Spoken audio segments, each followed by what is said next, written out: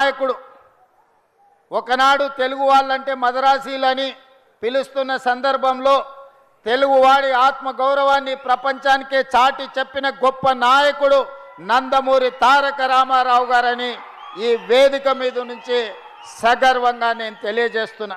అదే కాదు, ఆనాడు పేదవాడికి పట్టెడు అన్నం పెట్టాలి, పేదవాడి కడుపు నింపాలి, పేదవాడి కళ్ళల్లో ఆనందం చూడాలి అని ఆనాడు 2 రూపాయలకే కిలో బియ్యం పథకాన్ని ప్రవేశపెట్టి ప్రతి పేదవాడికి తెల్లన్నం తినే అవకాశం ఆనాడు పెద్దలు తారక రామారావు గారు అవకాశం ఇచ్చిండ్రు.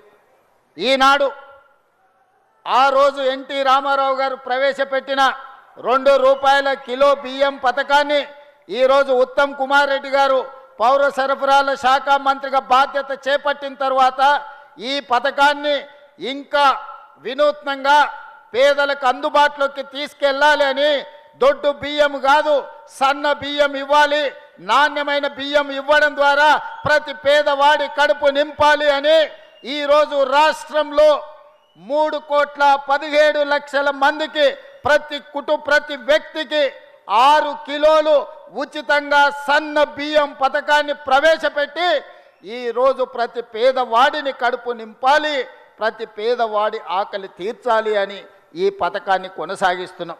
గత ప్రభుత్వంలో మీకు తెలుసు, రేషన్ కార్డు రావాలి అనంటే ఉన్నోళ్ళు ఎవరన్నా చనిపోవాలి అనే పరిస్థితి ఉండే.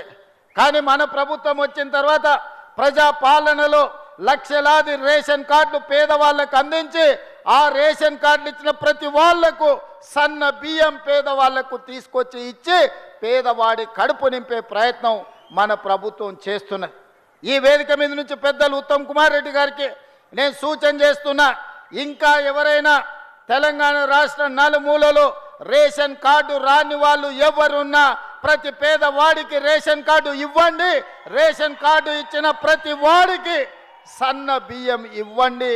పేదవాడిని ఆకలి తీర్చడమే మన లక్ష్యము.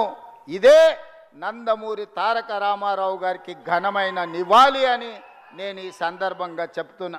అదేవిధంగా మిత్రులారా, ఈ తెలంగాణ రాష్ట్రంలో నందమూరి తారక రామారావు గారికి అభిమానులు ఉన్నారు, నారా చంద్రబాబు నాయుడు గారికి సహచరులు అనుచరులు ఉన్నారు.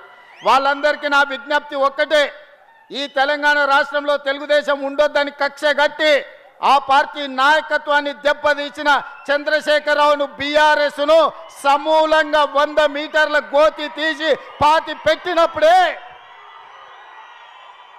బీఆర్ఎస్ వాళ్ళు గద్దెలు దిగాలి, ఊర్లలో బీఆర్ఎస్ దిమ్మలు కూలాలి. అప్పుడే నందమూరి తారక రామారావు గారికి నిజమైన నివాళులు అర్పించిన వాళ్ళం అవుతాము. ఆ విధంగా మనము ముందుకు వెళ్ళాల్సిన అవసరం ఉన్నది. బీఆర్ఎస్ను బొంద పెట్టాల్సిన బాధ్యత మన అందరి మీద ఉన్నది మిత్రులారా.